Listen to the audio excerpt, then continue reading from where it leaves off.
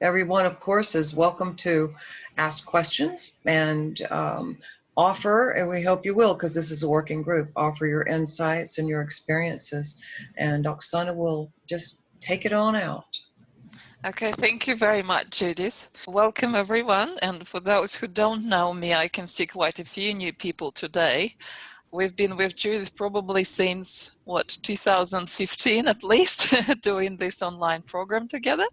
And before that, you probably might be interested to know that I do have a degree in economics. And that was my major specialization for maybe over 10 years of my life. And then I switched to psychology and did degree in psychology. And that was my major calling. So eventually that brought me to where I am at the moment. The topic for our today's meeting is the signs of spiritual awakening. We were meditating as usually with Judith to find out what exactly we should be covering next time. And I felt, why not? Because we're talking about awakened mind all the time, and which of course implies that in the end you are spiritually awakening, however you describe it, however you experience it, call it, what words you find, but you do open the door to this magical spiritual world. It eventually happens, and I thought probably people might be interested to know, how do you know that you are awakening? I mean, for some people it may be really a crisis, so there'd be no second guessing, but second guessing might be, am I just going insane? Or do I have some psychological disease? But for me personally, it was quite smooth. So the idea and logic of my today's presentation, I made a small presentation and I'll skip to this really fast, was to give some idea of what may happen to a person awakening spiritually. And I split it into certain kind of stages or signs that I experienced, and it will be my experience.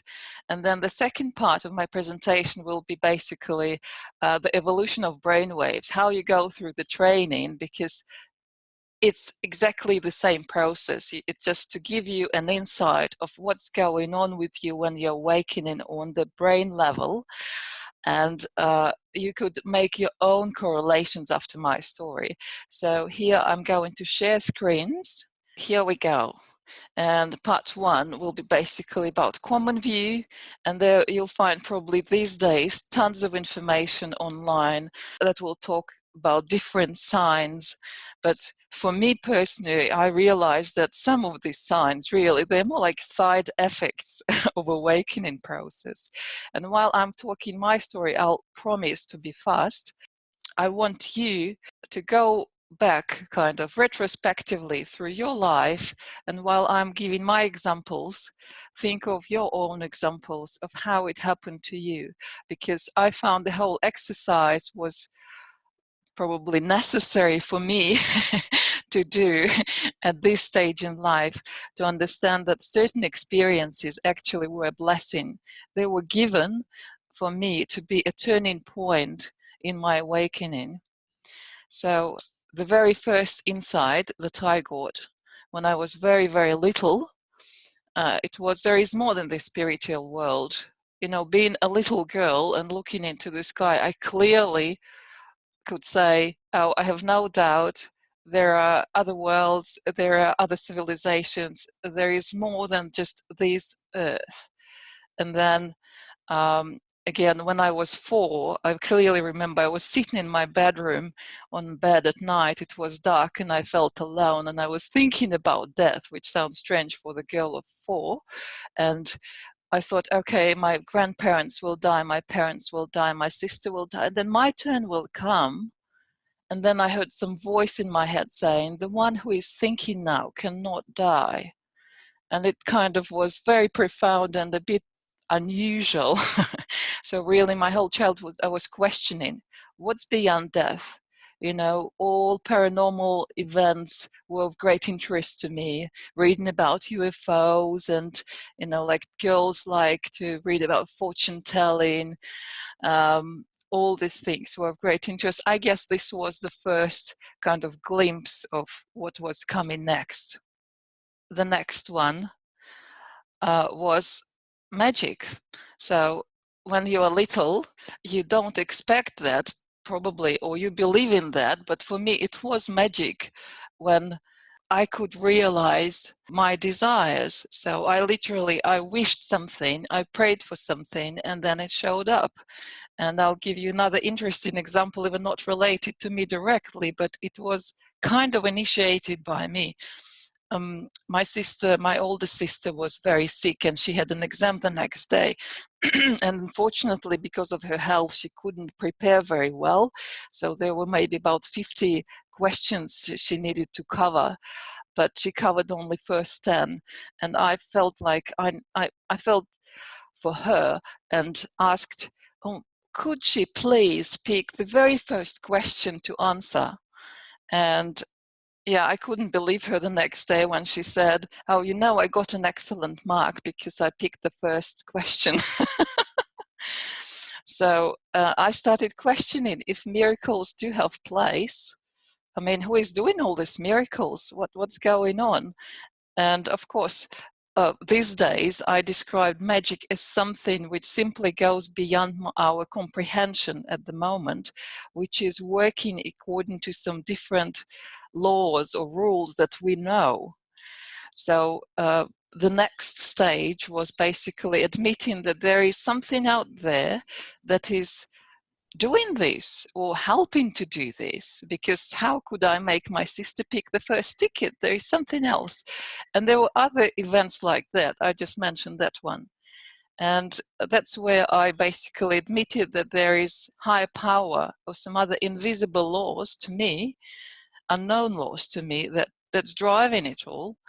And of course, being a child, I didn't know the words like higher power. So in my childish language, I just described, okay, there is God there. So I know there is definitely someone there watching. I very often felt the guidance through my life, and I had no doubt that I am still guided.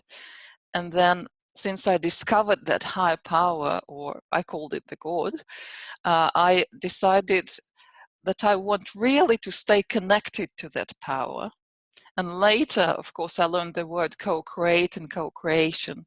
So I wanted to be with it. And again, I'll give you an example. I remember myself at night standing again, looking at the starry sky in our country house in Moscow region. And it's a very high energy, very pure from the energy perspective place.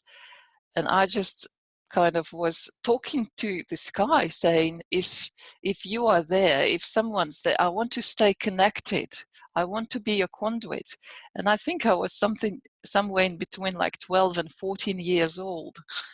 And I wanted to feel the power. It's kind of so that you yourself, you stop being that small as you are, but you feel yourself very, very big and powerful in a good way, in a good sense.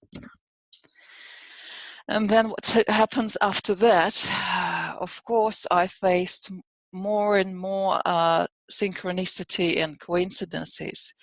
So for me, it means there were more right people coming with right messages, say my colleagues, first my, say, friends at the university giving me, I don't know, Carlos Castaneda books to read, and then other friends bringing me again books on transpersonal psychology, and then people bringing me books like Celestine Prophecies, and right experiences come here as well. And here I should point out that experiences, when you kind of step on your spiritual path, when you say that you want it, that's when challenges come into your life as well.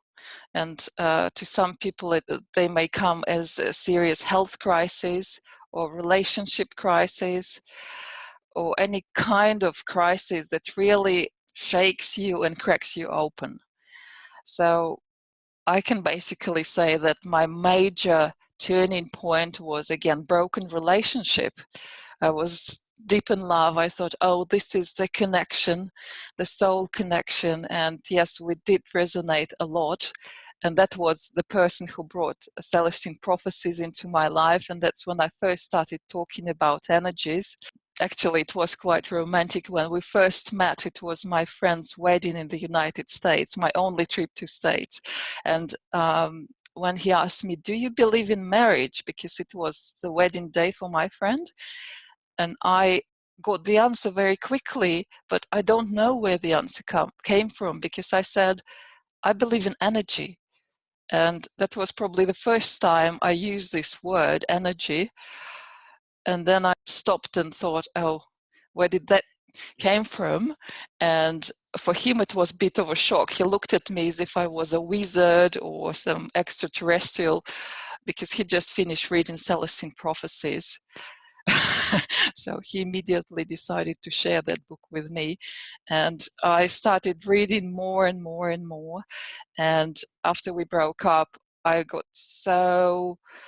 was in a very, very dark place. I could say I probably was depressed, and it pushed me to start seeking information, why this happens, like what drives people. And I ended up studying psychology. That's when I was working already. I was working in marketing department of Coca-Cola, and suddenly I switched my attention to completely different area. And I never regretted that. So it actually was a big calling for me. And after that, I started with psychoanalysis, didn't like it. And then I switched to transpersonal psychology. And that's when I learned about Anna Weiss and mind mirror work. And it was long time ago, in 2003, I think. So it was basically the beginning of a long journey. So here we go next. And with time, I remember glimpses of moments where I felt like people in the street in a capital city suddenly slowing down, as if I could see the kind of energy moving them around, or some force moving them around.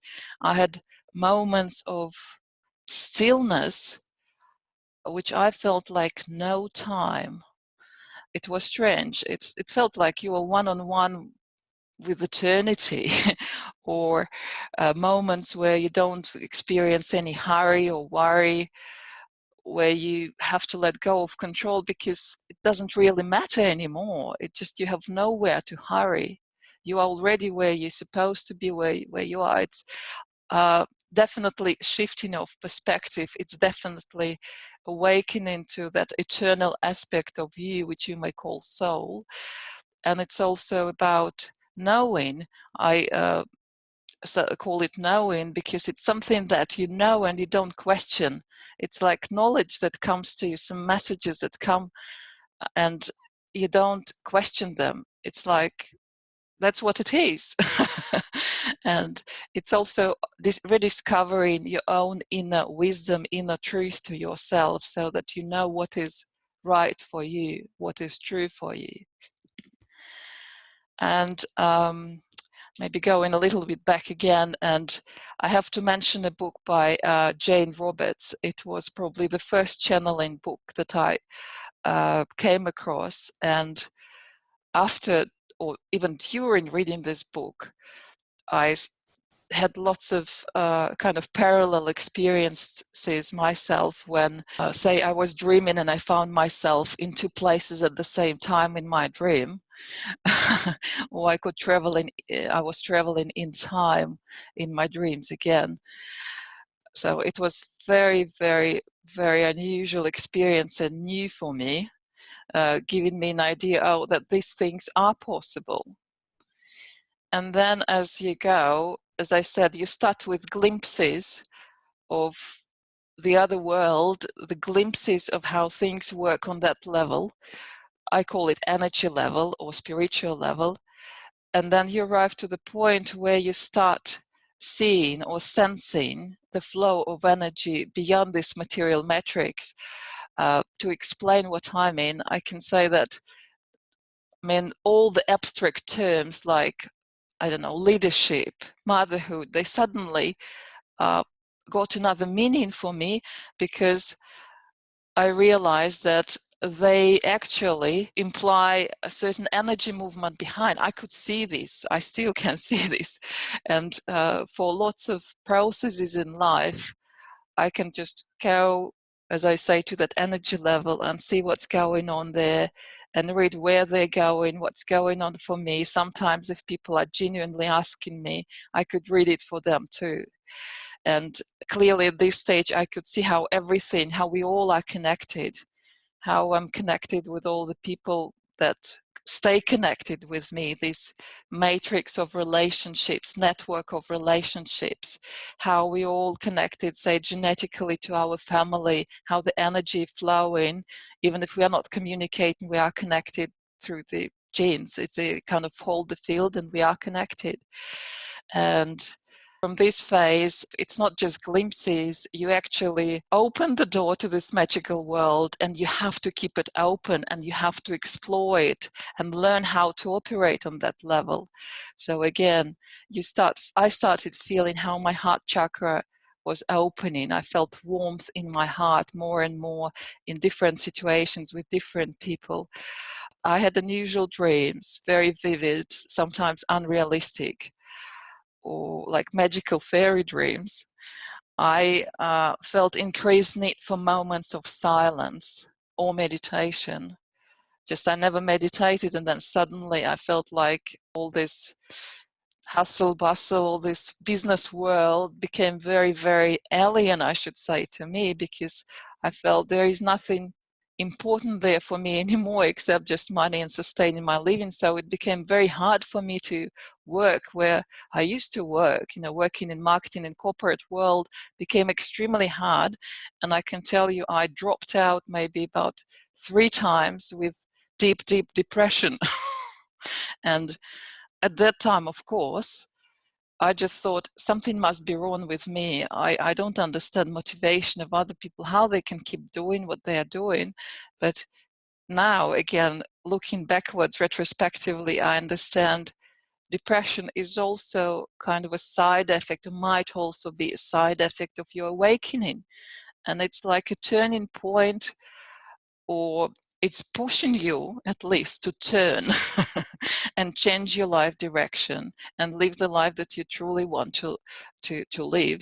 And the major probably turning point for me was when I left my corporate world and moved to Australia in 2010 and realized I'm not coming back. That's my chance. That's a new place. And I'll start here from scratch. And that's when I started really meditating every single day. Luckily, I could afford to do it. The first year when I was here, it was quite intense. I felt need to meditate every day.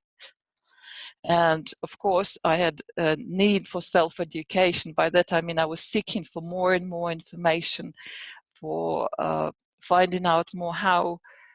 I was reading more and more channeling books and all kinds of books, really, about light workers, earth awakening. I learned about 2012, and it was discovery, that there is a whole world that wasn't known to me. And this world actually feels familiar and is closer to my heart, to my soul, than anything else that I used to do before. And then, of course, this is the last stage or level. I call it operating on the energy level, or you may also see it as flow. So that's when, of course, you still continue to meditate, but maybe this time it happens much faster. You don't need hours and hours. It's already, all the neural pathways are set, and you just think of it and you get there. And you have a need for deepening. You need really conscious living. You can't betray yourself anymore. It becomes really hard or impossible, really, to turn from your path. So I called it living in the flow, where you don't push anymore with your mind, where you listen to yourself, to your soul, and follow your intuition, follow your wisdom. I mean, at least as much as you can. Of course, we all do mistakes. And that's also what I called in God's pocket. If you watched our bonus video for this month, our group on meditation, working group on meditation, that's how I described my state of staying connected with this higher force. It feels like in God's pocket, and this time I managed to find some nice visual to kind of give you the sense of it. When I say seeing angels at work, it's more like, yes, you feel guidance coming from, I don't know where, you come to the bookshop and then just the book falls from the shelf into your hands. And this is the one that you are interested to read. And this is the right one for you to read. And you see other people. Now, these days, again, I will say it's their higher self communicating to them to help you. So kind of on that level, you see that some people are open and they're like angels. They show up in the right moment, in the right place to give you a helping hand and offer what you need in the moment. And yes, you stay more connected with your intuition.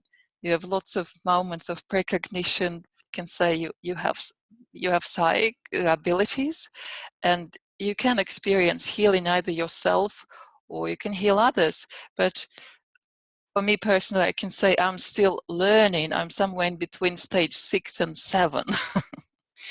So that was basically my story. If you don't mind, I'll go to the second part.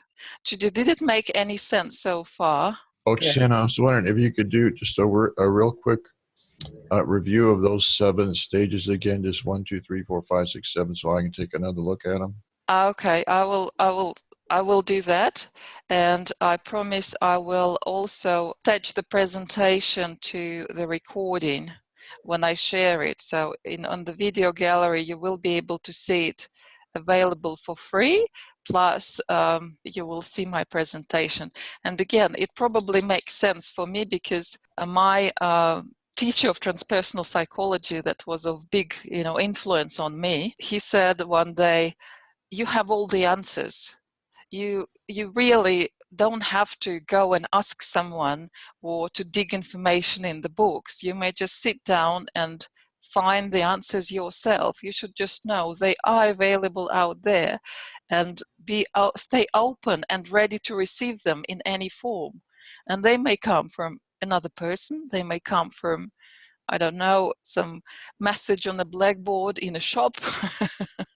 Keep dreaming or something like that to encourage you. They may come from anywhere, or they may just show up in your mind. And that's what happened to me, and that's how I decided to make this presentation.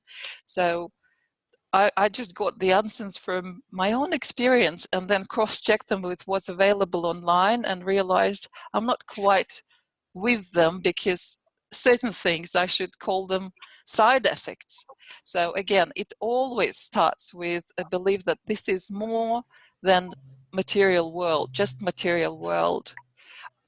I can also add this is about different perspective, okay? So you detach from kind of hardcore material world. This detachment starts at some point with questioning. So as you know, the best argument that I know these days to prove to people who don't believe in other worlds, I basically can say that, do you know that there is a range of frequencies that we can't hear? There is a range that we can't see. So really what we know is limited by our 5 senses. And that we can experience with our body, that we're fit into our physical body. But say if you can't see beyond the end of the street, it doesn't mean that the world doesn't exist, beyond the end of the street. It's as simple as that. So if you can't see beyond that, it doesn't mean doesn't exist. And of course Wi-Fi and internet proves it these days. I mean, you can't see how it works, but it works. And so more than material world, the second stage, I call it, there is a place for magic. And that's when you experience all kinds of unusual events in your life, something that you may call magic. You wish for something and then you see it happening. And it's like, oh, but it happened for me, not for someone else. Magic. And then the third stage, I called it higher power. There is a higher power or invisible laws driving all. That's you discover that it's not just magic, just one-off event. There is something constantly there making things happen this way. So it's not by chance. There is some guidance, there is some logic, there is cause and reason. Even if we can't see it, it exists, it's there. So I think these days I'm ready to explain the concept of luck and other things as well from energy perspective. And again, then since you stepped on your spiritual path, you discovered higher force and wish to stay connected with it or connect with it more and more and more, you will have high occurrences of synchronicity.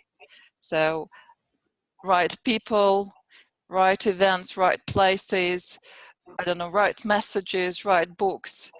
And of course, challenges will be thrown to test how conscious you are, to test your consciousness muscle, kind of to make you stronger really and push you to the next level, push your growth, push your evolution. And I didn't mention it before while I was talking, but there is change there as well, challenges and changes. That's when people may, change their working places. It was relevant for me. I stopped working in the corporate world. I tried to stop working like 3 times with depression, but I was going back. I was still fearful to change the whole direction of my life. Then people change places where they live. So I moved to Australia. It's another big change. People lose their weight. They change their diet, change their lifestyle, change relationships. But I can't really call it the signs of awakening. It's a side effect. But it may happen as well.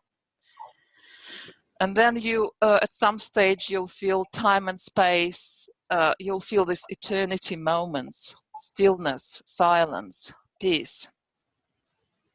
That's your connection with your heart. It's like you traveled from your mind and you detach from this material world into your heart, into your eternal soul, internal aspect, into your inner wisdom. And then I call it reading energies. That's when you start seeing energy behind processes, when you start seeing the interconnectedness of all things, when you see how people are connected, when you might have unusual dreams, where you definitely will have a need of moments of solitude, silence, kind of moments of connecting with yourself, with your higher self, with your soul, choose any word you like, moments of connected with that higher force. And of course, you'll be seeking for information, for people experiencing the same things that you do, or maybe people who are more advanced in psychic reading, more intuitive, people who have healing abilities. You'll be seeking their company to learn and evolve. And then the last level, I call it operating on the energy level, or you may also call it living in the flow. That's when you stay fully connected and you get probably minimum or no obstacles on with soul communication. So you communicate with your spirit and you basically live and realize advanced human, capabilities. So Judith gave me interesting definitions and lines, but Judith, maybe you could mention it later. I really want to skip and go to brainwaves because I don't want to waste our time on theory too much. Sure. That sounds great because interestingly enough, what I gave you is a beautiful mirror of what you've said so far. And then you mentioned that you were going to go up to a certain point with brainwaves, and where what I sent you picks up goes a bit beyond what you've done so far will be where the higher state brainwaves go. So yes, thank you. Thank you, Judith. And I was also amazed because my presentation was ready when you sent me this information. And I was like, oh, this was some really bright person. But what he wrote about actually totally correlates with what I wrote about. And it was my own insight, kind of retrospective journey into my life to see how it happened for me, how it evolved and was unfolding for me. So here we come to see the evolution of brainwaves. Of course, that's what happens to you during awakened mind training, or maybe you just arrived to awakened mind training at a certain stage already, with certain work done. This may be possible too. But clearly, we know that brainwave patterns that we can see and research with the mind mirror, they always reflect the transformation of consciousness to higher states. So for ultimate disbelievers, this can be again the proof because there is a consistency of what people show when they experience higher states. What Zen masters and long-term meditators show when they have been meditating for 20 years or more, that's what they show, that's what they reveal. And there is a certain path, that we go through. And I always start, at least when I worked with my clients, that's where I started. I try to explain them where we start and how we evolve so they can track their own progress. So, Judith, I used my old sessions just to give some examples, very bright examples of how it looks like, the mind mirror. So you can see the pattern. So for those who are not familiar, that will be a good introduction, basically how you read the brainwaves and what they mean. So here you can see the frequencies, and each color represents the range of brainwaves. So in here you can see the loudest, kind of the biggest. This is the amplitude, which you can also interpret as like how loud the electricity, the electrical impulses are. We can't kind of hear them, but they're really loud if they are that big, the bigger they are. So the yellow and orange will be our beta brainwaves range. And then they are the biggest here, as you can see, and that's why I call it beta rules in this shape. Then we have the range of alpha brainwaves in green, then we have theta in blue, and then we have delta in purple. So of course we have the symphony of brainwaves playing all the time, but in certain states, some brainwaves are loud and they're dominating. So that's what we may call usual pattern. So if people show up at our in our office and they are hooked up with eyes open, just talking, being a bit stressed because it's a new environment for them, that's what most of people will show. So I can probably say that in modern world, most of normal people, non-meditators, they will live in this pattern most of the time when they're awake. So better rules. So what you can say, how you can do, what's characteristic for this particular state of mind described by this pattern. So I called it busy head or mind shape. Really, it looks like a head, like very big red head. And that's when truly you experience lots of monkey chatter. You have these voices in your mind. They're constantly pushing you, criticizing you, as you are not this, do this, go there, blah, blah, blah, blah, and it's like never stops. And sometimes your inner critic is really hard on you. So that's all about your beta. And when it's splayed, when it's not, nicely contained, it really brings your whole function into a mess. Your brain cannot be coherent, cannot function in its optimal way. So you can say, I can tell you that if I ask some sensitive question to a client, he'll start shooting more and more beta bands here in chaotic patterns. They'll be kind of more and more loud, and you'll see, oh, something is there, this person is stressed about this subject. You'll clearly know that, no doubt. So this is also, you may call it the pattern of stress or control or push or mind, really. When you leave from your mind, that's how it will look like. So I'll go to the next one. So the next stage, opening alpha. What you can see here, our beta brainwaves that were so loud, they are now less loud. They're contained, kind of. And we can see that alpha became the loudest here, the green bands. So we are deepening. we are again, and from the frequency perspective, we are going down, so we are slowing down. And this pattern, of course, is typical for everyone again when we close our eyes and detach, because with our eyes we tend to, like 80% of our reality we perceive visually, we want to control it with our eyes. As soon as we close the eyes, we start detaching from this visual world, what we can see. I can say probably with material world, because we are forced to go and see with our inner vision, with what we see on our inner screen, in our mind, in our imagination. And that's the natural state that we go when we drift into sleep.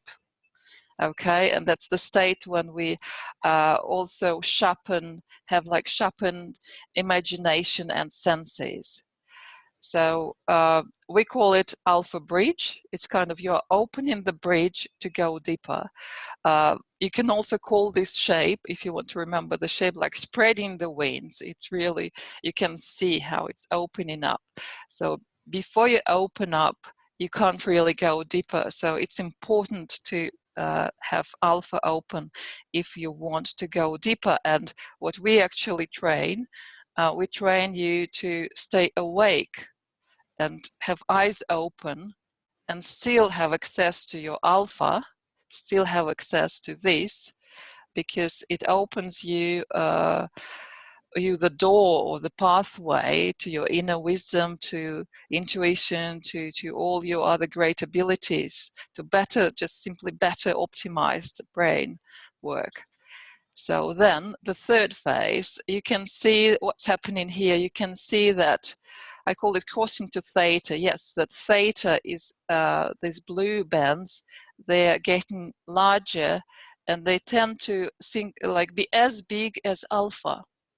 So the total shape now looks different and resembles more like a diamond shape. Right, so if I do it like that, it's not perfect, but you can see it's approximating the diamond shape. So I call it diamond pattern, or you can also say this is when you're opening the door to your subconscious.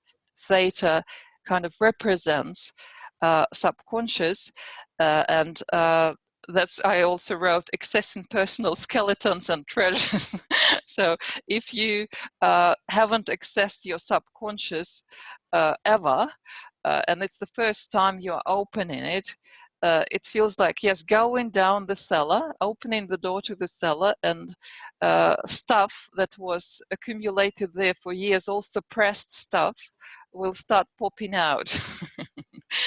Because suppressed stuff, what means these are kind of blocks in your mind, blocks. I assume this must be in some way reflected on physiological level as well. So it's when you can't, your neural pathways can't go everywhere and totally utilize, the capabilities of your brain. You have to open them up. It's like, the river can't flow. It has a brick wall or a dam, but we need to destroy these dams to make sure that the water can flow everywhere and go to any part of the brain to use its maximum abilities. So again, these are the times when you may experience depression, when you may experience difficult stuff to work with, certain realizations that might be hard to accept. That's the time when you will need to heal all childhood traumas to move on. And that's also the time when, by kind of rediscovering the skeletons, you'll find that there are lots of treasures there as well. So I also imagine the picture of, like, old sunken ships with lots of gold hidden in them, not just skeletons. So you go there and you get all the gold, you get your soul wisdom. That's your personal storage, that's your personal library. Good and bad stuff, but they're worth being discovered. So, and then we move to the next stage, and you can see that diamond shape gets more and more circular. It's not perfect, but I think I hardly ever, saw perfect shapes.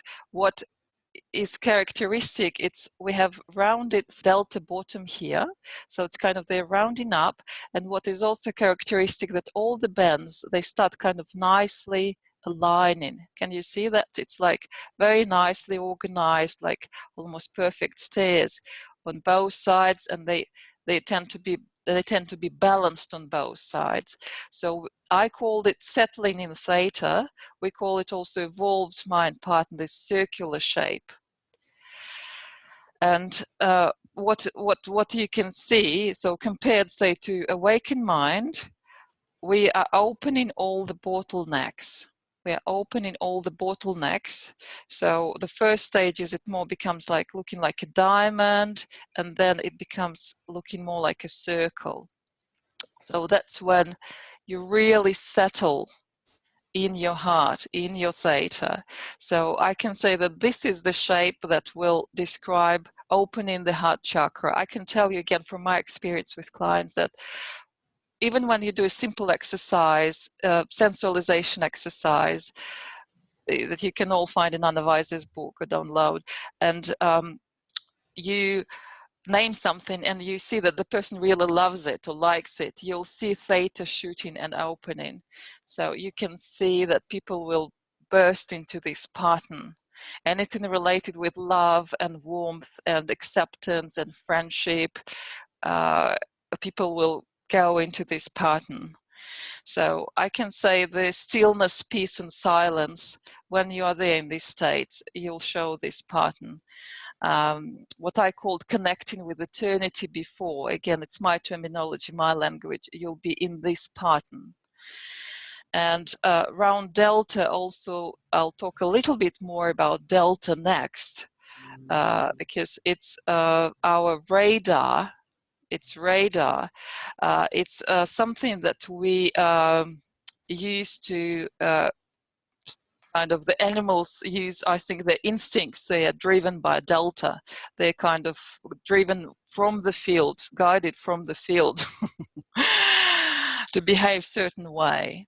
And that's what we are given to use to connect with the cosmic internet. So here, it's not necessarily the evolution, the next stage after evolved mind pattern, but some advanced people, they may show this pattern as a channeling pattern.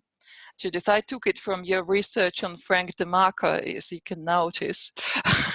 That's when he was connecting and reading information.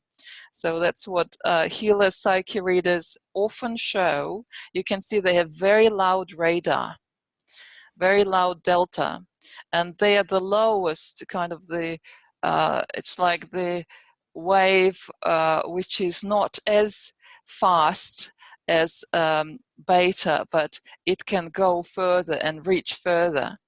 So I called this shape cosmic radar, and the process of channeling like this, I call it Googling cosmic internet. That's when you connect to read information. That's when you do healing. That's when you're looking for creative answers. And of course, it might also have negative aspect when, if you are not trained, you might be deep asleep when you show this stage, because it's also delta is a pattern, dominating delta, it's a pattern of deep sleep, or you can just be hypervigilant. But I tend to believe that hypervigilance can be converted probably into psyche abilities if people manage to heal heal it, because they already have the radar working. They're not using it in the right way. That's all. They can kind of learn how to operate and use it for their own benefit, and probably even for the benefit of others. So this was channeling pattern where we have like dominating delta. It looks like a skirt. And then, of course, probably as I said, this pattern is not typical. Some really advanced people may show it. But what would be a kind of logical next step after awakened mind and evolved mind, when we get here, it will be developing gamma, of course, gamma synchrony. So gamma will be everything above, so on these pictures, everything above these orange lines on top will be gamma. In the times of Anna Weiss, that would be called just energy or Kundalini awakening, but that's when you can experience really tough times and go through crises. That's when you think that you are going mad. That's when your body may play out in all kinds of unusual things with, temperatures, shaking, headaches, anything really, because your body is readjusting to the new level of operation. We've been talking a lot about gamma, but just to mention probably a few symptoms, first symptoms that you experience is that you really start detaching from material reality, and you feel that you cannot operate on a normal level, and just your body can feel heightened and burning. It's like I used to give examples of upgrading your computer to the next level processor, so that processing power is much, much, much faster. And while you are doing this upgrade, all the bands, all the ranges of brainwaves slower than that, they are being reorganized. It's like your, I don't know, disk is optimized at the same time on your computer while you are reinstalling your processor.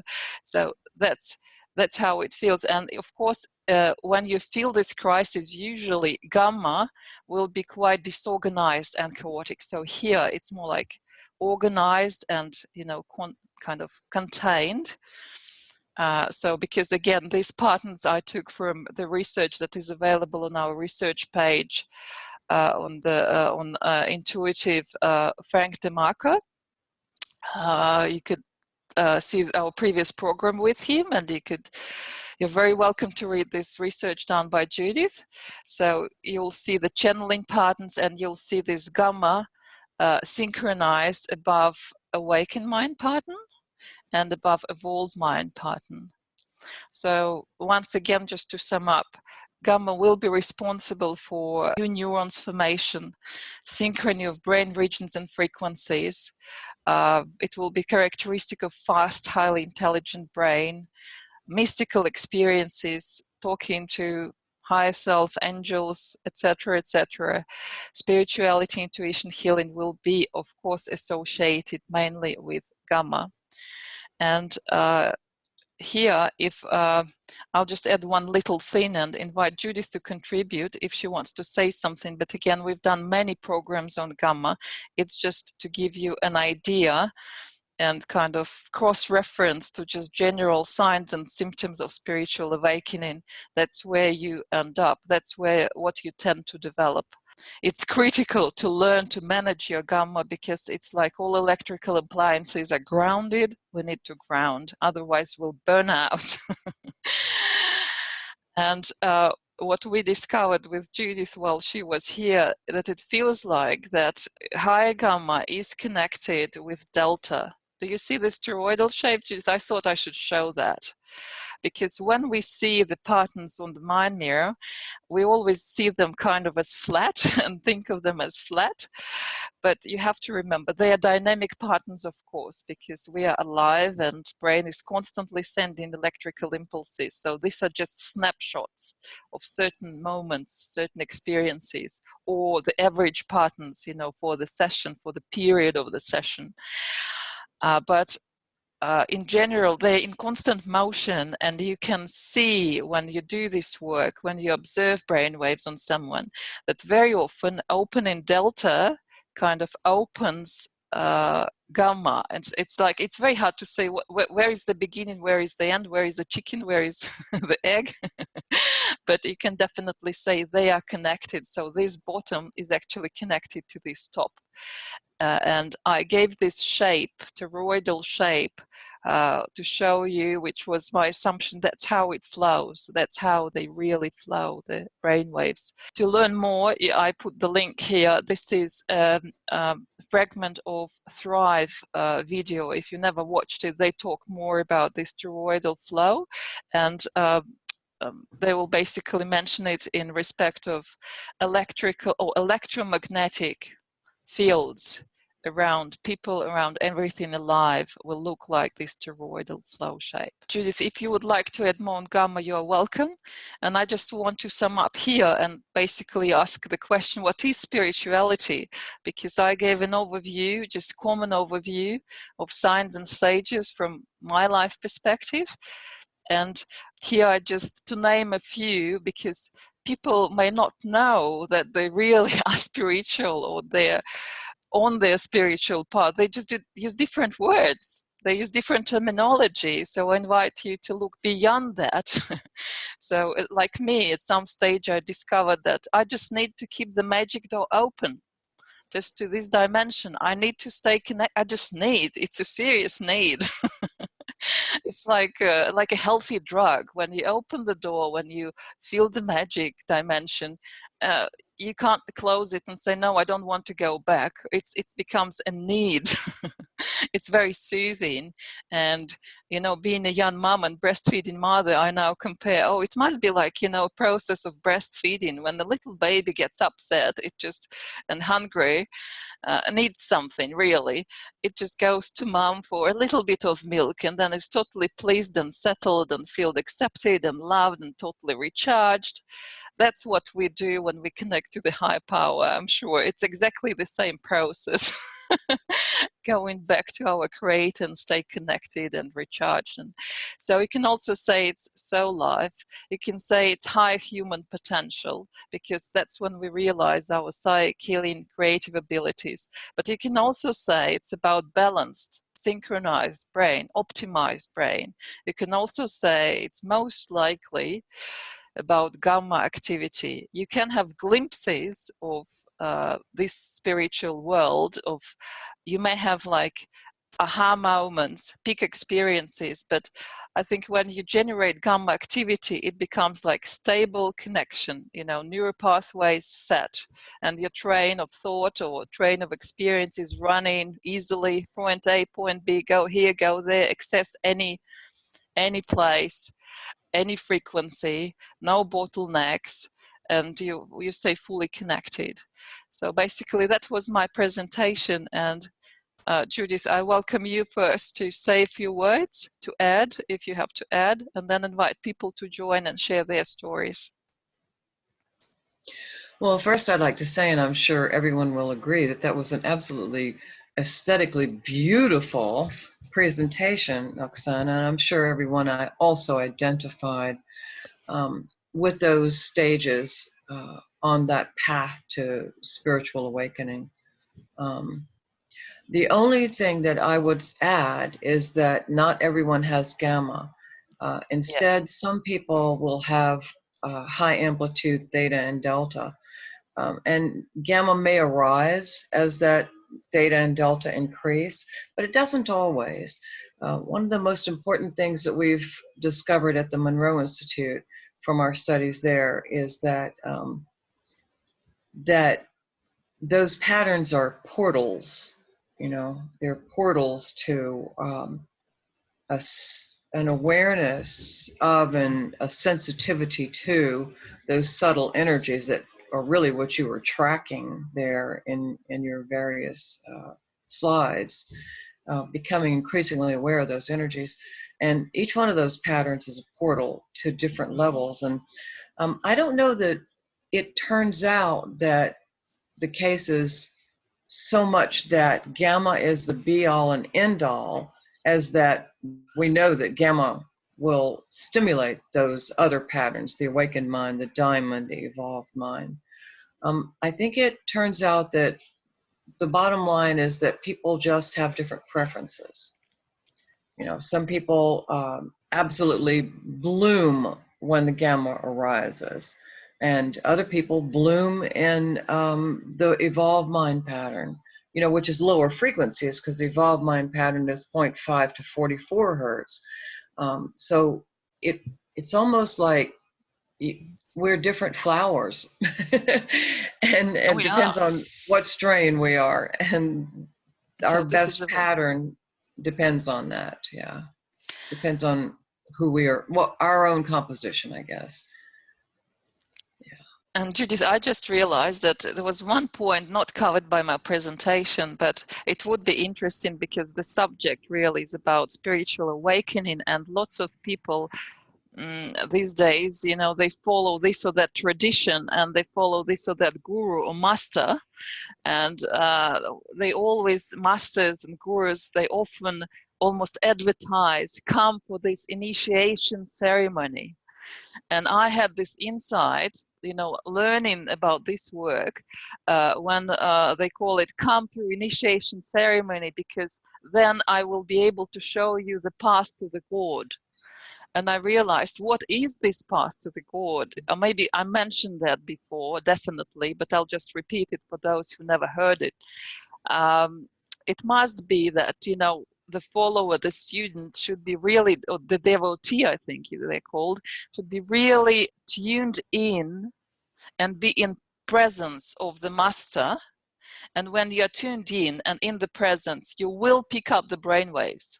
The brainwave partner, you will pick up what's going on in the field of the master, which of course is registered by the brain as kind of the ultimate physical, electrical, you know, device we have inbuilt in the body that registers all that. And it will be reflected by certain reflected by certain brainwave pattern.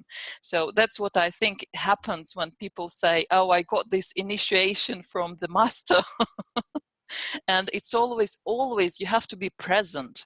So that's how it works. And again, in our research of groups, many times, you know, when you show the research on Healer and Healy, or I remember even Robin showing in her case studies, you know, the group work, you can see how like people with some like more advanced brainwave patterns, they will tend, and louder brainwaves as well, they will dominate and influence others. So they will pick, you know, they could pick delta, or they could probably even pick gamma in certain situations. So it's all possible.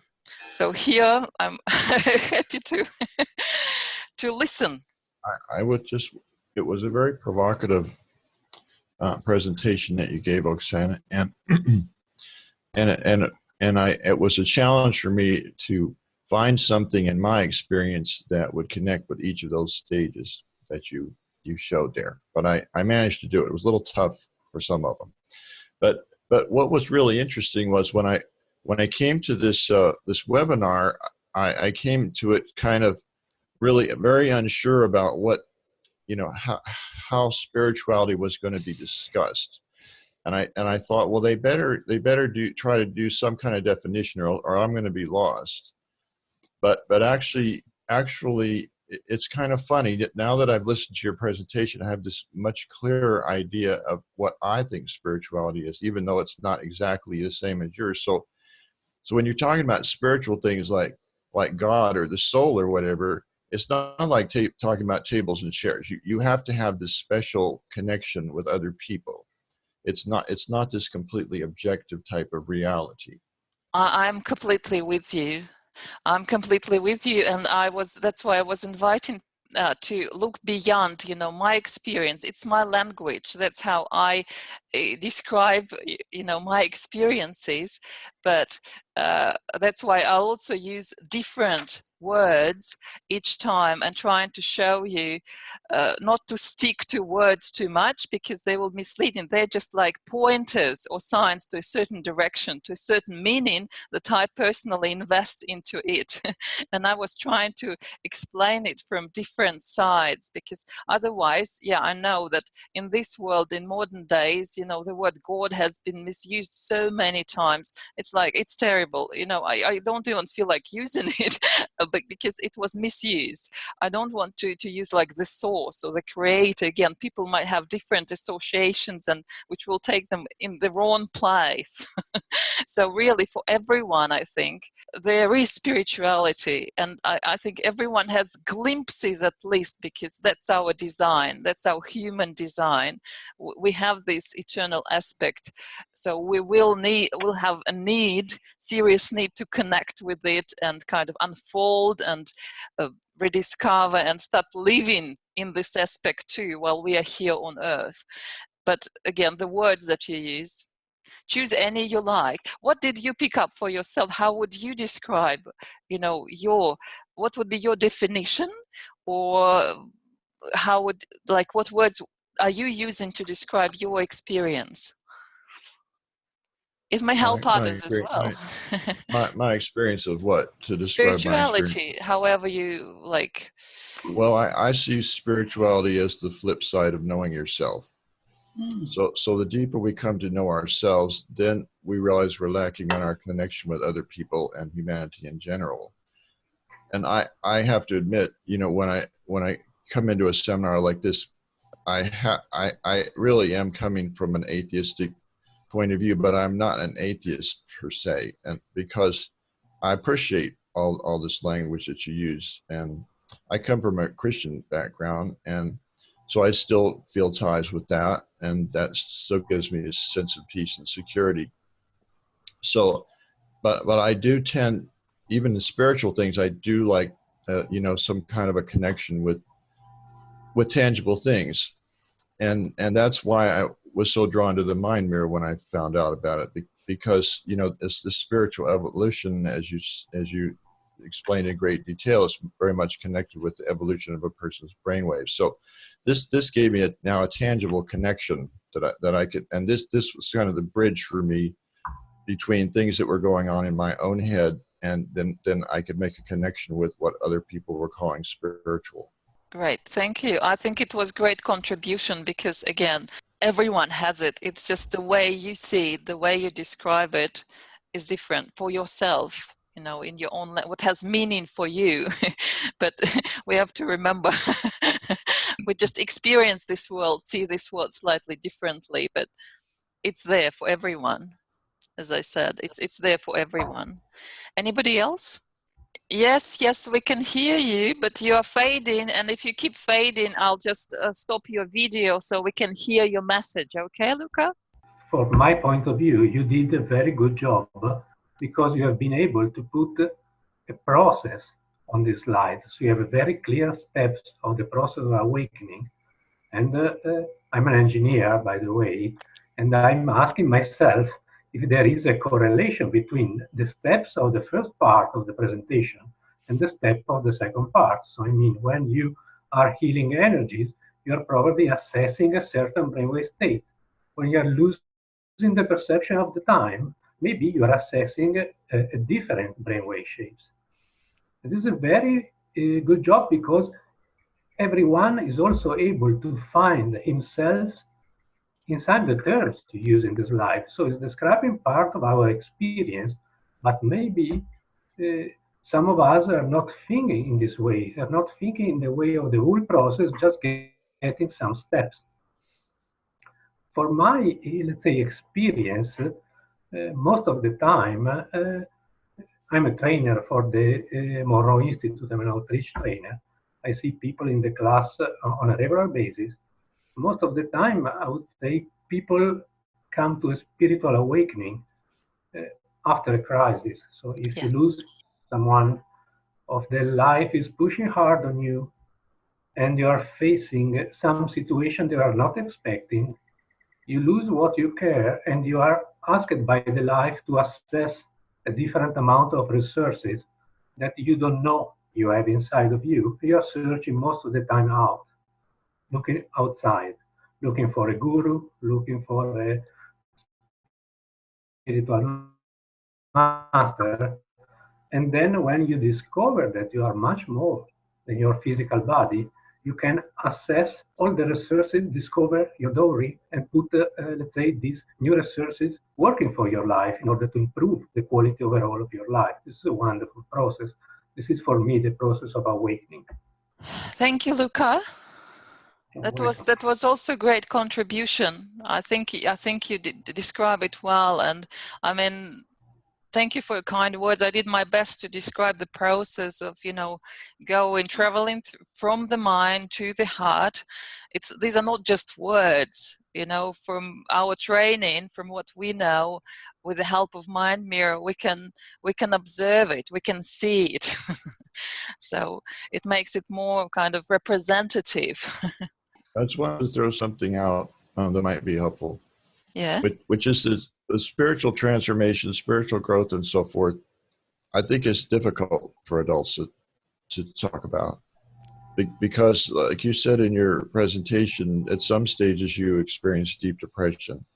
And I know personally how painful depression can be. And so for a lot of us who have had to make these steps as adults, and sometimes it was quite late in life as adults, the steps were quite painful, and therefore they're difficult to talk about unless you know the people pretty intimately. I could relate to, well, I know when the other people, their pictures show up on the screen, I thought, what am I supposed to be doing here? Well, let's talk and see what somebody responds. So I could relate to a lot of the stages you've been through. I was in graduate school to get an advanced degree in economics, and that didn't work out. And went through a divorce, and that started the question, what am I here for? What is this about?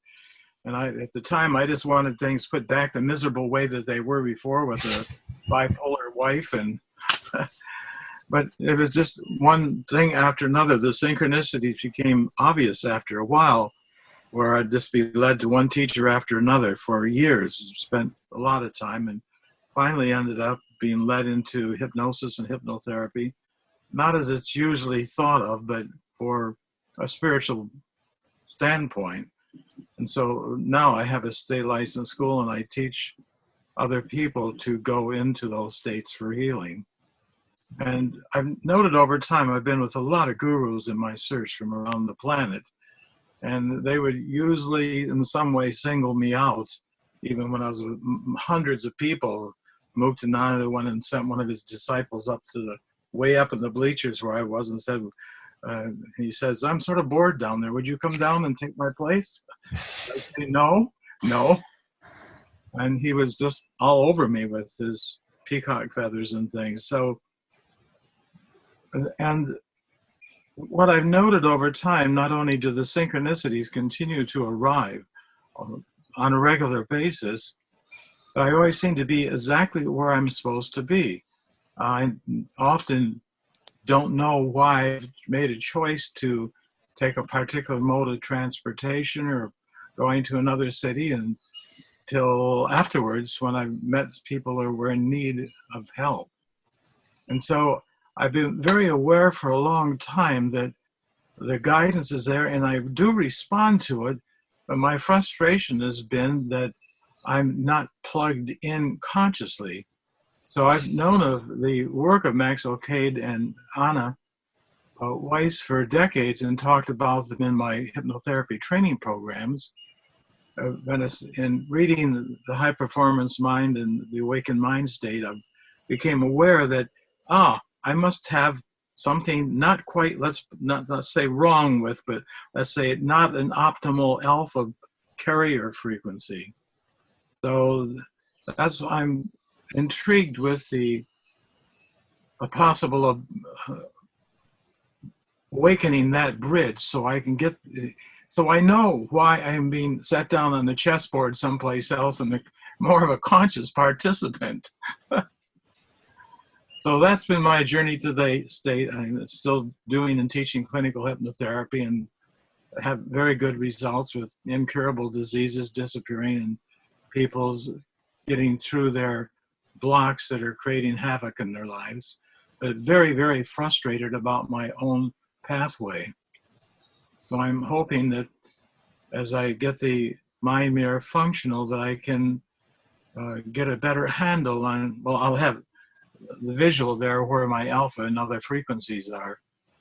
So I've been lecturing about these things for decades and show the students various brainwave frequencies and characteristics and frustration. So anyway, so hi everybody. You shouldn't be frustrated, Robert. Thank you very much. And I'm just, as I said, seeing angels at work. You're one of these angels, you know, like you are that human that actually shows up where people, you know, are in need and helps them. So thank you for doing what you are doing, and you shouldn't be frustrated. Just keep ready, like exploring and discovering if this is something that, you know, you feel a need to do, no problem with that. But I think you already are like fulfilling your mission, so you shouldn't be that hard on yourself. And then you reminded me of one point that while talking about these stages, I just want to say that every next stage that I mentioned, it doesn't cancel the previous. It just amplifies it and takes it to another level, right? Because as I, you know, like traveled through life, I mean, coincidences, they didn't stop, of course, and magic still happens. It just, my understanding of it changes, the perspective of how I see things changes, it deepens, it widens, if you like. It basically just grows, unfolds in all directions. So I want to mention that these stages, they are not flat or linear. Don't see them as linear, please. It's more like amplification, you know, like rings on the water. It's just one, and then the next level, and then the next, and every next level embraces the previous ones. It doesn't cancel. Yeah, you understand that very well, I'm sure. Oksana? Yes? I wonder if I could comment. I wonder if I could make a comment Sure. about sort of perspective. We can talk about spiritual subjects, we can talk about synchronicities, and synchronicities are a very good example of perspective, in which we were just talking about. If I have a physical reality perspective, I'm going to think that a synchronicity that I perceive is just the universe talking to me in some manner. I don't worry about who exactly or where the message is coming from. If I have a soul perspective, I might have the perspective that souls are creating these synchronicities and they're being played out in physical reality. If I have an even higher perspective of higher self, I might think that I am the creator of the synchronicity for myself, or or a spirit guide or some other benevolent being who's concerned about my interest is giving me a message. They're all correct. None of them is wrong. And it just depends on which perspective we want to handle. Yeah. So I respect, for instance, Stephen's comments, and because he has an emphasis on physical reality, that's what he understands and is comfortable with. In my own case, I've come to embrace over time a higher self perspective, and that we have spirit guides and that they are guiding us and nudging us in a certain direction. So they're all correct, they're all great, and it just depends on how you want to look at it. That's what I see. This is a wonderful comment. Thank you, George. And Judith mentioned that you had very interesting experience. Maybe you could tell something about your experience. My own spiritual awakening? Yeah. I lost my wife to cancer 4 years ago, and and it happened very quickly, so I didn't really have a chance to say my goodbyes. So at that time, I had sort of like an insatiable desire or hunger to find out what happened to her. Where did she go? Can I still communicate with her? What do I do? So I went and I literally read every book I could get my hands on, tried to find out every piece of information about contacting spirits and things like that, and eventually educated myself and got to a point where I was receiving all kinds of synchronicities. So I became very regimented. I would document the synchronicities. I would put dates and times to them. I would look for commonality or recurring synchronicities. And I became very good at identifying them. And that is really the trick, is being open to seeing them and finding them, and then to take a bit of a scientific approach to it, which is write them down. Keep a journal of your experiences so that you can go back and look at them and try to make sense of them.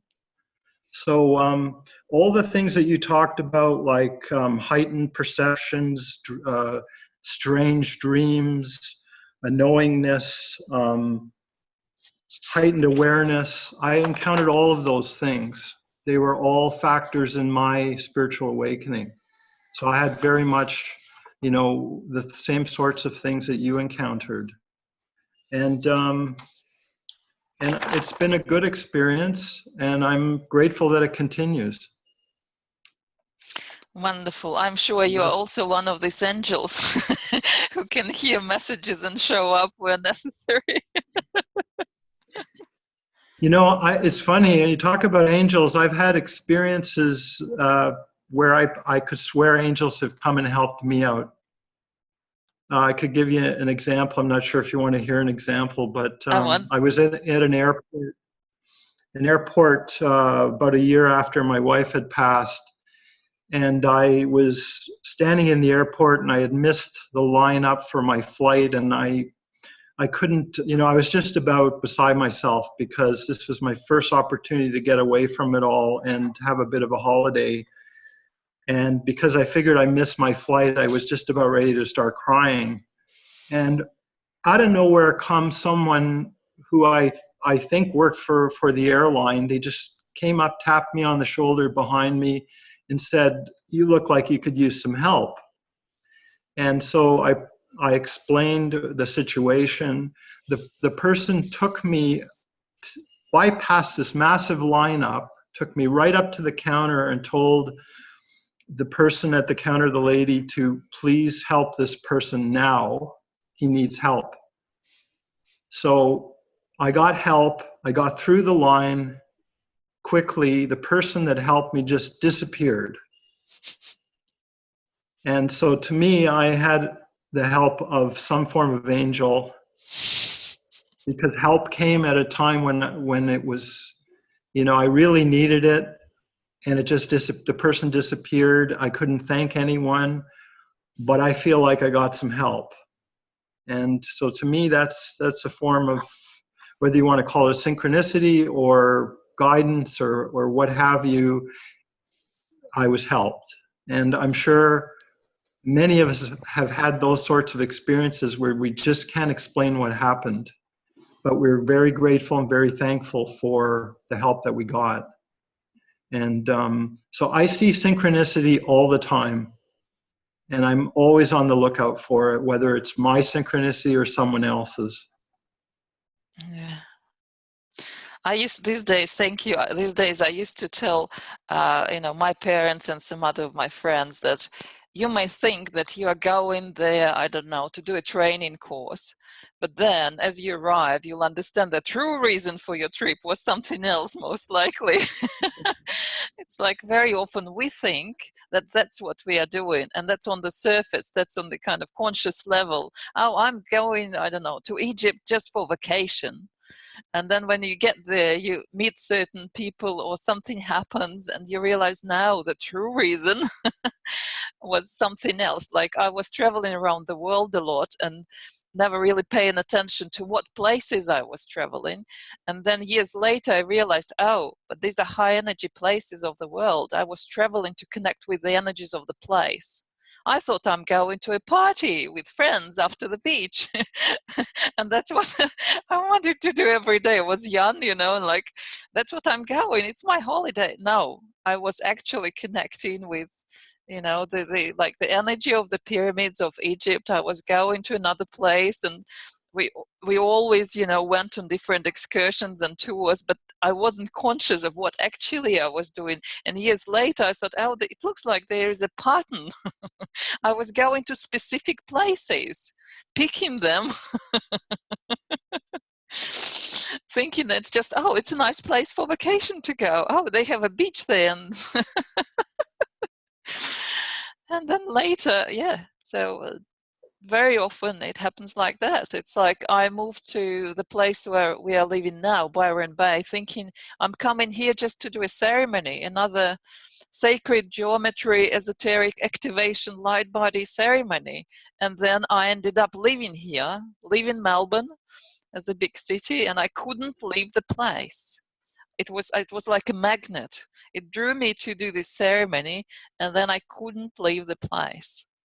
I just got stuck here because I felt it feels like home. The air is filled with magic here, and it is high energy place as well where I'm living, with an ancient volcano nearby.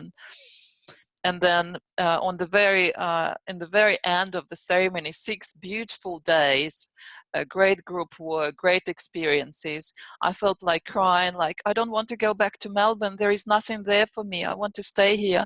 And one of the guys took me, because I was without a car, just on my own, took me to show this, the park with the ancient volcano and beautiful views, and it's just like pristine nature here in Australia, and birds singing. It feels like heaven, literally. And you see beautiful, lookout with waterfall and a valley in front of you with tropical trees, and you decide, these people living here, they must be so lucky.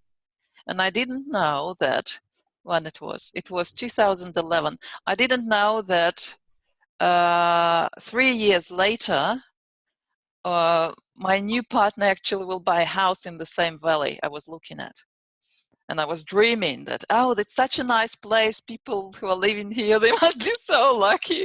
And then 3 years later, being already divorced with my first partner, we are buying the house in this valley. What a coincidence.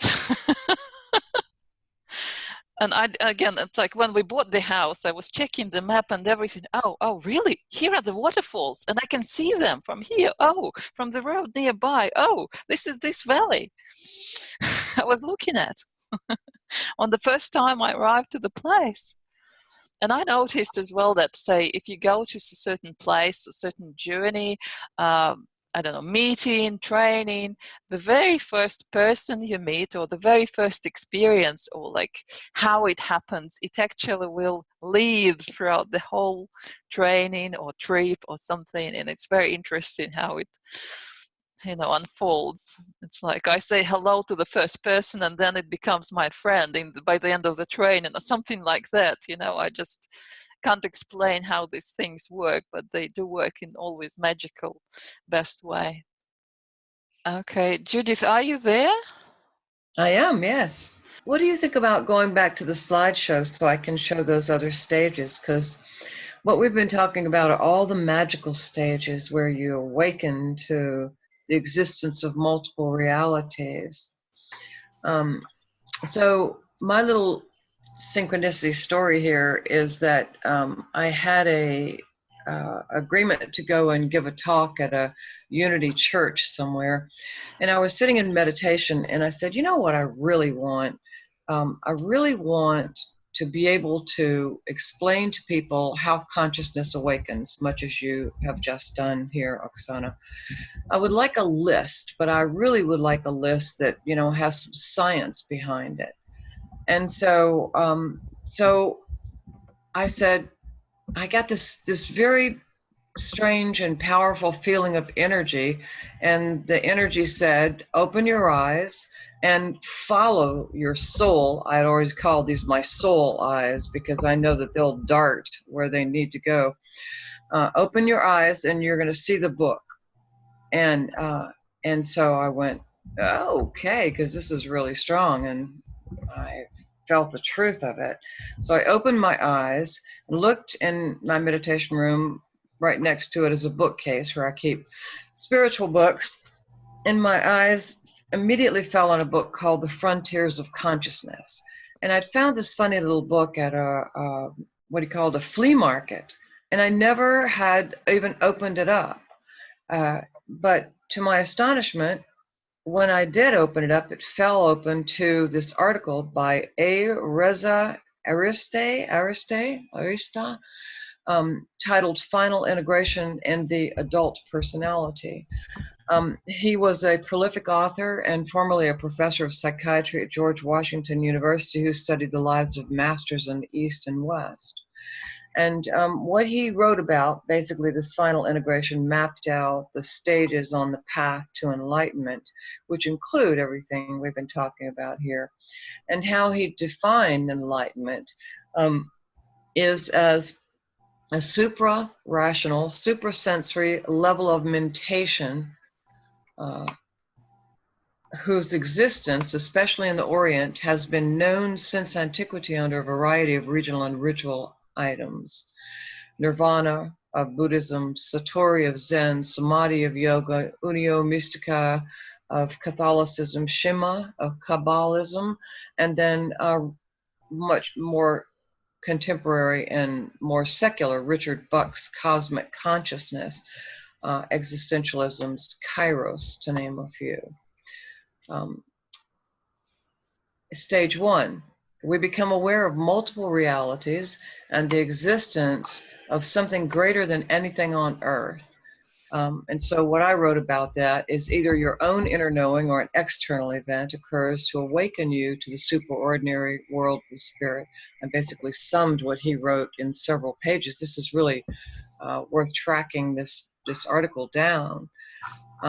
Says that perhaps you are physically healed or experience a peak moment while you're in nature, or perhaps your rational mind expands beyond material reality for no apparent reason at all. Whatever the stimulus, you become aware of multiple realities. So that would have been one of your first stages, Oksana. And then once we become aware of something greater than the material world, we are guided into a new relationship with reality, because you can't go back. Once you know, you can't not know. And so my comment on this was, sensing the presence of the divine in the ordinary world, we attune to our own deep intuition, through which we cleanse, purify, and reconcile the heart, mind, and body. Know thyself becomes clean thyself up. Soon our values, interests, and action all submerge into one, and behavior becomes spontaneous, because no longer are we able to tolerate our own lack of integrity. So this cleanup involves coming to know yourself and coming to know that greater part of yourself as well. So then spontaneity can come into play. The honesty is the precursor of spontaneity, and that allows you to have insight, sudden awareness, and knowing that that is rooted in the creative force that we share with the cosmic essence. When you're in stage 2, everything in the world comes anew. It is new, and a succession of insights illuminates the mind and increases vision. I was just reading something by Stanislav Grof, and he said that the heightening of sensory perception is a universal guide. I mean, that is the awakened mind. Max K talk about this too, an enlivening of one's senses. Suddenly you see the world with new eyes. It's like falling in love. Things become more colorful, more meaningful, more exciting. And then, as you awaken, intuitive flashes cause the separation between subject and object to cease to exist. So here's your evolved mind pattern, so that union and full integration take place. By this process, we are lifted out of judgment and separation into oneness with all things. You know, we can say this, and it's to say it is so two-dimensional, but what we're really talking about is letting go of the ego, surrendering the ego's iron grip on us to our awareness of ourselves as a larger reality. Excuse my yawning, I took an antihistamine and it's really whacking me at the moment. Okay, so once you have united in that evolved mind pattern, or it could be a higher frequency gamma-driven pattern, and you feel that union, and you begin to exchange energy with other people who are in that same state, or with nature, because you have these heightened senses, or with the spirit, and you together, then you lose your fear. Because what is there to be afraid of? You know yourself as an eternal and immortal being. And the fear of death, the removal of the fear of death, is the last block.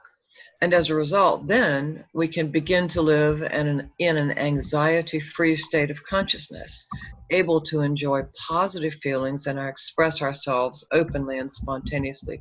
So here's more of that spontaneity. And then in stage 4, our sense of connection within ourselves and with everything else deepens now, and we expand into the infinite. Now, this is a very advanced state. I don't know if any of you have gotten here yet. I can't say that I have. And maybe in some sort of meditation where I'm not conscious of what's happening, but in fact, that's probably the case, according to that 100 hertz evolved mind brainwave pattern Oksana showed you, which was my meditation pattern. A click out, as TMI defines it.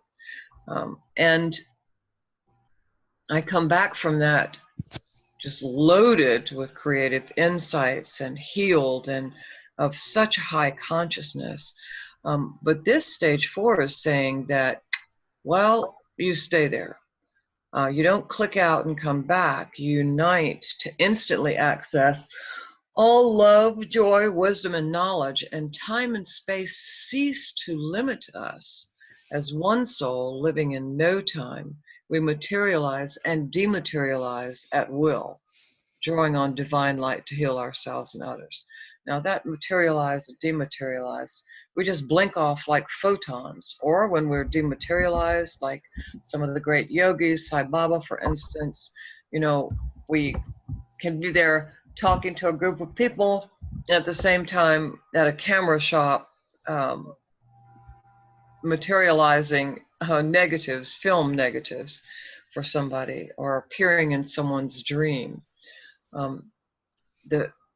You flow into the cosmic consciousness and are no longer limited by one mind in one place, in one body, but rather can just split off in all these different directions. And here's another one that's extremely advanced. I can't say that I'm here yet either. We become a constant creative attitude, finding joy in deeds that benefit others regardless of hoped for rewards. Okay, certainly that, but not giving up everything to be that. These are people who serve others like Mother Teresa, Martin Luther King, Jesus, Buddha. And what's interesting here is that this is beyond the stage where you need to write your own biography so that you can understand who and what you are. I mean, I did that. I saw what a powerful understanding you gain of yourself once it's down in black and white. But this is the person here in stage 5 who doesn't need to record anything else anymore. It's just pure heart and pure soul, or you might even say the human heart lifted up into the manifest soul. This person would live so completely in the present moment that divine energy travels into and through us to radiate outward and heal and transform those who come into our presence. And I think at times we've all had that effect on others. But this is a state or a stage where that is the constant level of being.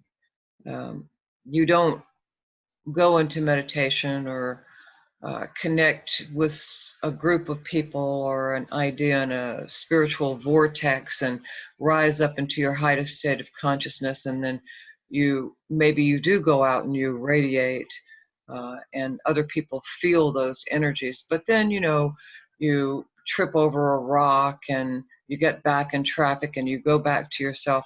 Well, that person in stage 5, they're not going back. They've arrived. I don't even know what that pattern is. I would love to find it out. It may just be that 100 hertz universal consciousness evolved mind pattern, or it may be something more.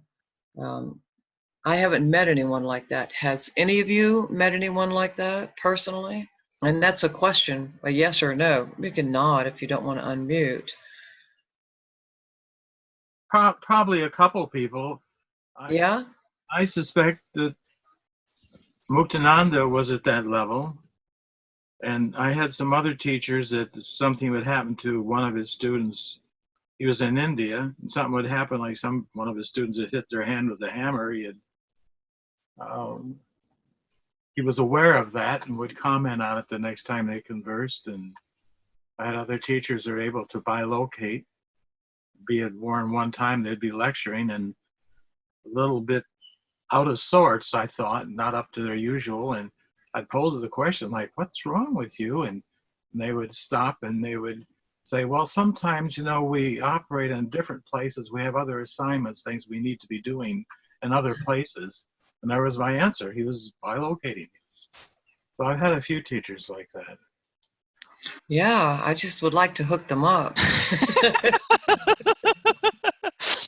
Sounds so earthly, Judith.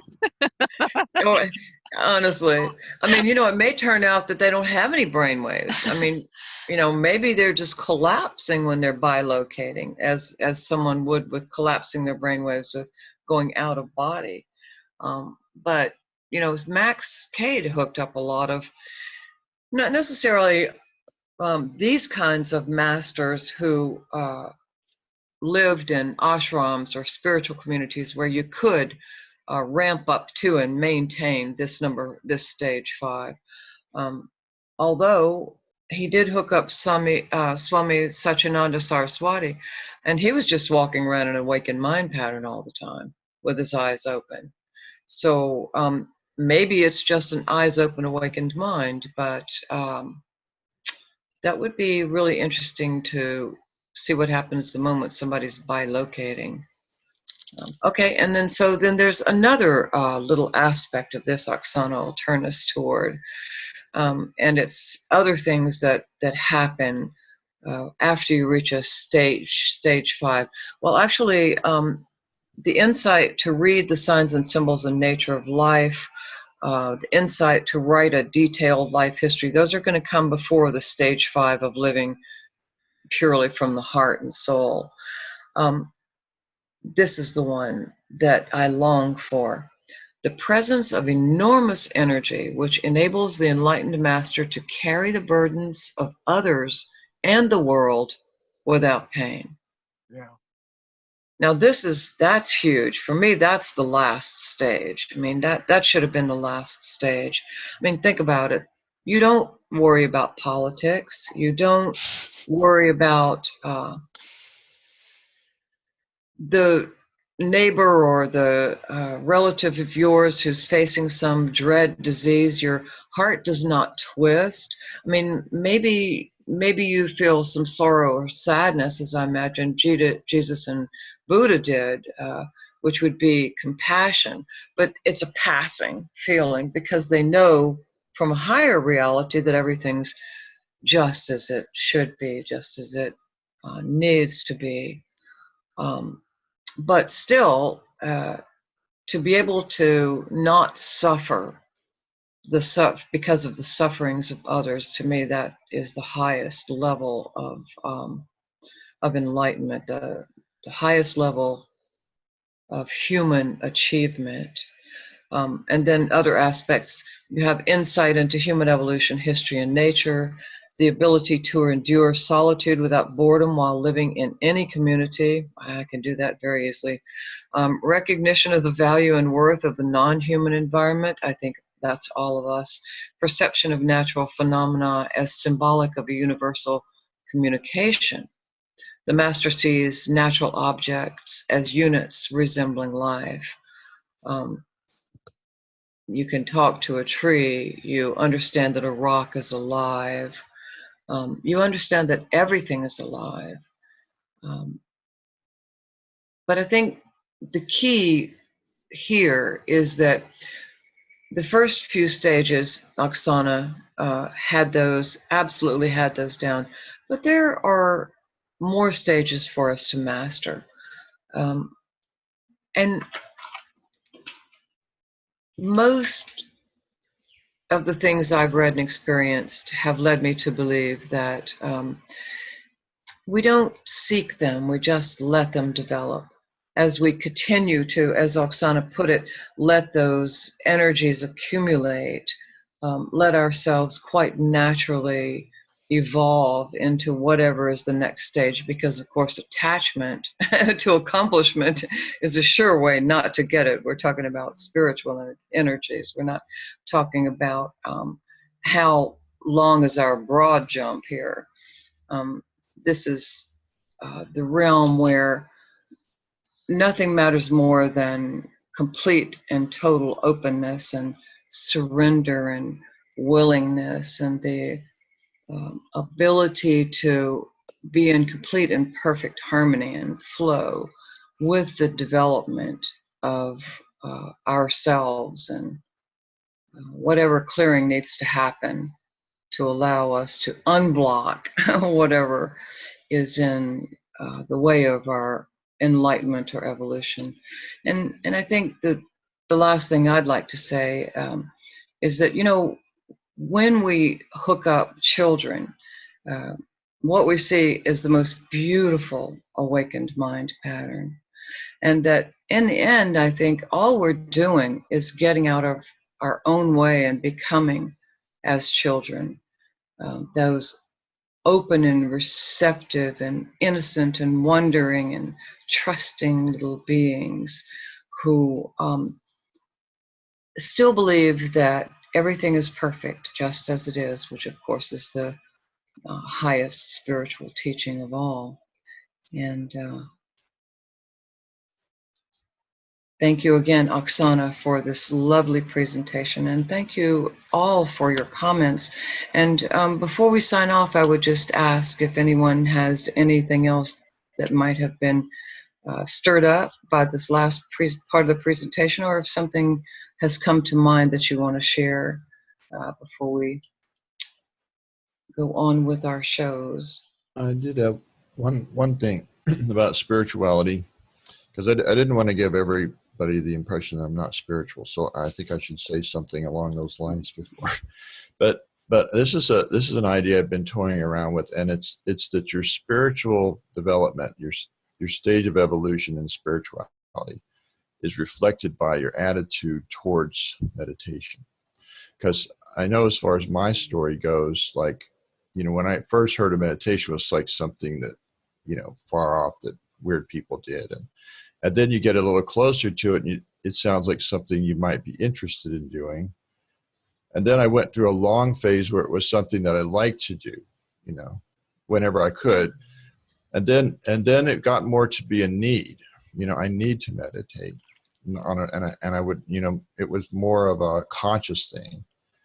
And then I'd say now it's more like something I feel I have to do, because if I don't meditate, then I'm going to go out of synchrony with my own beliefs, with my own values in life. And I have to meditate to bring myself back in alignment with what I believe. Does that make sense? Do you think that's a good philosophy? Well, I don't know about everybody else, but I think it's the only sane approach to life and spiritual development. Judith, Steve, just to prove your words, it's exactly how I felt, what you described. It's exactly my path as well. And just to stay sane in this world, because there is so much noise. You need these moments of silence just to reconnect with yourself and not to lose, because it's very noisy around, very noisy. And just to feel normal is, a broad term and hard to define, but to feel yourself again. And just maybe the last line I want to say, maybe unusual approach to spirituality as well. When I was little in the same bed, there was another message coming in when I was thinking about death. I was thinking, okay, when my time comes to die, I will prepare. And I think kind of you can see preparation for that is also a spiritual journey in itself. So preparation for crossing the line or living maximum to its maximum your earth experience, so that when you are living you know what to do. And Kevin Wilber was the one who summarized the kind of the full circle of human evolution, where the last part of the circle was taken from the Book of the Dead, Tibetan Book of the Dead, where he said that basically the ultimate phase is about managing to stay open I can't test it, I can't prove it, but after you die, apparently, depending on where you were, you may experience all kind of monsters scaring you, seducing you, or whatever going on there. And your final ultimate goal is to stay open in love, no fear, stay open. And I think that's our ultimate practice in life. That's why we are here for, to stay open and experience that love again and again and again and again. So it's, as Judith said, it's overflowing all other burden and suffering, and it's the dominant frequency that you hold. And you remember, my mission is to hold that. No matter what, I'm holding this love, no matter what. Yeah. In the end, everything is about love. That's all there is. Okay. So Judith, shall we say thank you, everyone, and till next month? Oh, and we should just say next month is, we hope you'll join us. It's going to be Leonardo Mascaro, who is a neuroscientist and a neurofeedback teacher and a well-known author in Brazil, who also is a very long time mind mirror practitioner. We studied together with Anna Wise, and he's going to be talking about the awakened mind and brain networks. What networks are actually involved in the transmission of awakening. So we'll get down there and get a microcosmic look at what we're talking about now in experiential terms. Thanks, everybody. Thank you.